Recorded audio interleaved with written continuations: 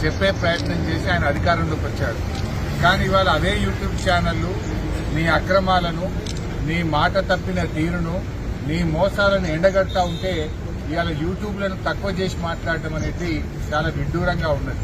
అంటే రేవంత్ రెడ్డి తనకు అవసరమైతే ఒక తీరు, తన పని తీరగానే ఇంకొక తీరుగా ఉన్నది. ఓడదాటేదాకా ఓడమల్లప్ప, ఓడదాటినాక బోడమల్లప్ప. ఈ యూట్యూబ్లోనే వాడుకున్నావు కదా. ఈ యూట్యూబ్లను నమ్ముకొని నువ్వు మరి గత ప్రభుత్వం మీద ఆరోపణలు చేసి, గత ప్రభుత్వం మీద ఉన్నవి లేనట్టు, లేని ఉన్నట్టు చెప్పి, అబద్దాలు చెప్పి నువ్వు అధికారంలోకి వచ్చినావు కదా.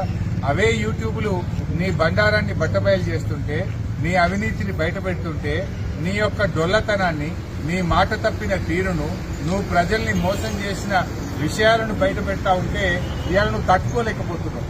తట్టుకోలేక నీ అక్కసును యూట్యూబ్ల మీద వెళ్లబుచ్చుతా ఉన్నావు. ఇవాళ ప్రజలకు అర్థమైపోయింది, ఇవే యూట్యూబ్ ఛానల్ బిడ్డ నిన్ను గద్దెదించడానికి రాష్ట్రంలోని యూట్యూబ్ ఛానళ్లన్నీ ఒక్కటైతే నీ బండారాన్ని బయట పెట్టరు. ఖచ్చితంగా నీకు తగిన శాస్తి ఈ యూట్యూబ్ ఛానళ్లే చేస్తాయి.